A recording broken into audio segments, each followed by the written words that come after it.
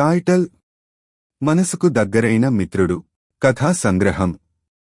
రవి అనే యువకుడు తన గ్రామంలో మంచి మనసున్న వ్యక్తిగా పేరు పొందాడు.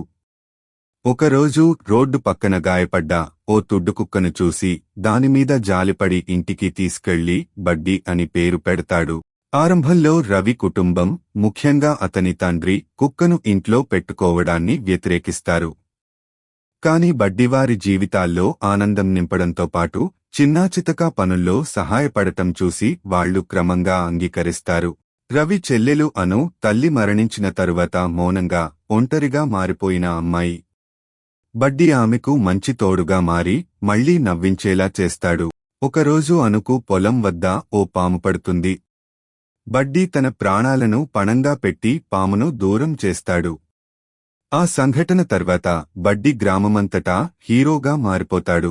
అదే సమయంలో గ్రామంలో జరిగిన దొంగతనానికి రవిని నిందిస్తారు. అసలు దొంగ ఎవరో తెలుసుకోవడానికి బడ్డీ రాత్రిళ్లు దొంగను వెతికి చివరకు నిజమైన దోషిని పట్టుకుంటాడు. రవి నిష్కల్మషుడని తెలిసిన తర్వాత గ్రామస్తులు అందరూ బడ్డీకి గౌరవంతో గజమాల వేస్తారు. కథ చివర్లో రవి తన కల అయిన ప్రాణీ సంరక్షణ కేంద్రం, ఆనిమల్ షెల్టర్ ను స్థాపించి అనాథ ప్రాణులకు ఆశ్రయం కల్పిస్తాడు. అది బడ్డీ ప్రేమకి నివాళిగా నిలుస్తుంది. చివరి సన్నివేశంలో వృద్ధుడైన బడ్డీ రవికాళ్ల దగ్గర ప్రశాంతంగా తలవాల్చి ఉంటాడు. వారి ఇద్దరి మధ్య ఉన్న మౌన ప్రేమ సూర్యాస్తమయం లాగే శాశ్వతంగా అనిపిస్తుంది. కథాంశాలు: నిస్వార్థ ప్రేమ. బడ్డీ ఎలాంటి ఆశలు లేకుండా రవిని ప్రేమిస్తాడు. విశ్వాసం. బడ్డీ తన ప్రాణాలను సైతం పణంగా పెట్టి రవికి తోడుగా నిలుస్తాడు. న్యాయంకి. రవిపై తప్పుడు నేరారోపణ వచ్చినప్పుడు నిజాన్ని బయటపెట్టడంలో బడ్డీ కీలక పాత్ర పోషిస్తాడు.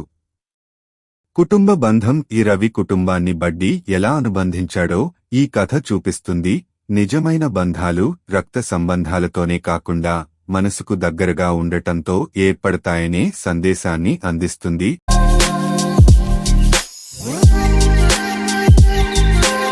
Like, share and subscribe.